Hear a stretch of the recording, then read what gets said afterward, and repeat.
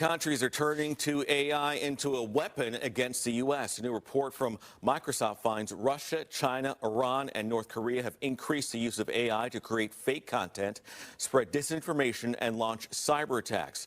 Joining us now is Ahmed Benafa, a tech professor at San Jose State. Ahmed, thank you so much for joining us this morning.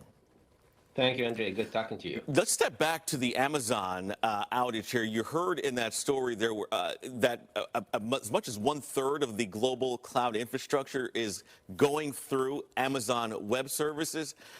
That is a lot for one company here. Give us your take on how this all went down.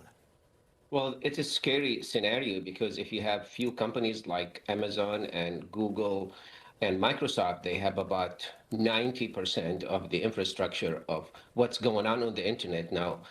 You have three targets. All what you're going to do is just attack one of them, and you're going to cripple so many of the services. I'm telling you that even on the side of the academic Canvas, which is one of the famous, platform for the student to access information about the classes, was down, for the whole period. So what they do is destabilize the trust in the digital infrastructure of the country, and that's going to create a lot of questions. All right, so I guess my question is, if or just a few companies control, access to some of our important resources, what can be done in the future to prevent something like this from happening, whether it was intentional or not? Because we don't know what happened here with Amazon, I guess.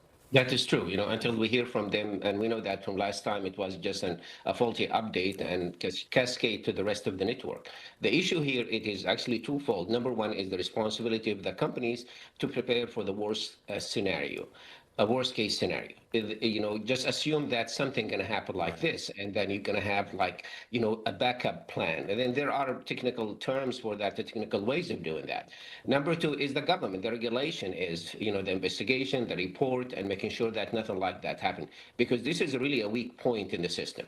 Yeah, I was just going to ask you about government regulation as well, because, if you are a lawmaker in the government here, so much of what you use, because government services are on these systems as well as consumer services as well. Wouldn't that necessitate stepping in for regulation to figure out how to prevent this from happening in the future from a governance standpoint? Because the companies, that's one thing, but the government's supposed to look out for the citizens as well, right?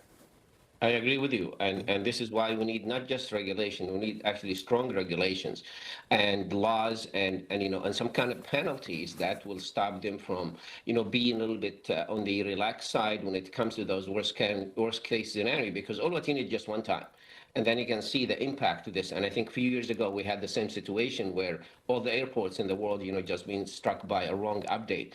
This is the issue we are talking about, which is you always, in the case of the cybersecurity, you do something called pen test, which is, the penetration test, which is you go and play all the scenarios, and then what's going to be your answer for that.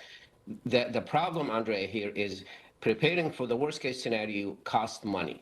And this is the last thing companies will think about it, to have, a duplication of the infrastructure, or even some kind of a quick backup until everything goes up and working. That money, it always comes down to that, but it is something that probably needs to be addressed at some point in the future. Let's get to this story now. Russia, China, Iran, North Korea using AI to improve their cyber attacks on U.S. companies here. This is also pretty scary when you look at some of these big companies, the government out there. Tell us about the report and what its findings revealed by Microsoft. Well, the report is 85 pages. It's really full of good information about what we should know about how AI is creeping into the cybersecurity dark side, not the good side. They mention about 200 attacks, AI-driven attacks in 1 month, which is about 10 times what we have in 2023.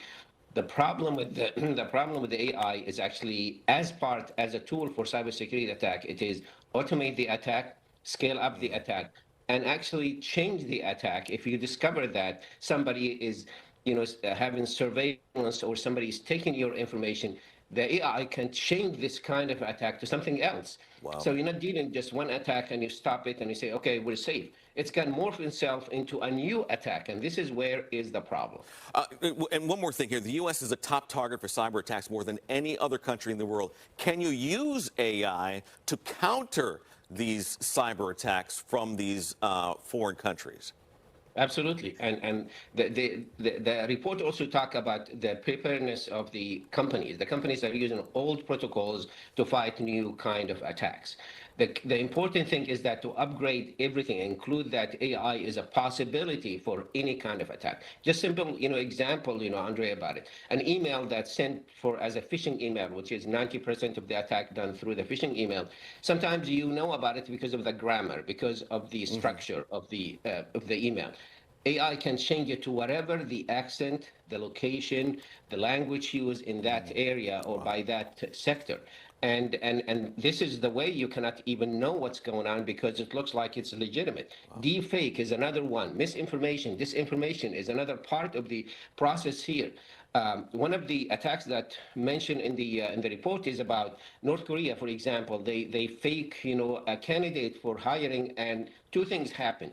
Those guys who are being hired, they are fake, they're not real, they get the money, and the government will get the information from inside those companies. So you see how convoluted, how it's multiple levels here, and the AI is opening the door for them. It's a big responsibility on the companies and the government to protect against AI attacks. Yes, and it's really scary how realistic these things are becoming these days. Professor Ahmed Banafa, a tech professor at San Jose State University, thank you so much for providing your insight into this. We appreciate it.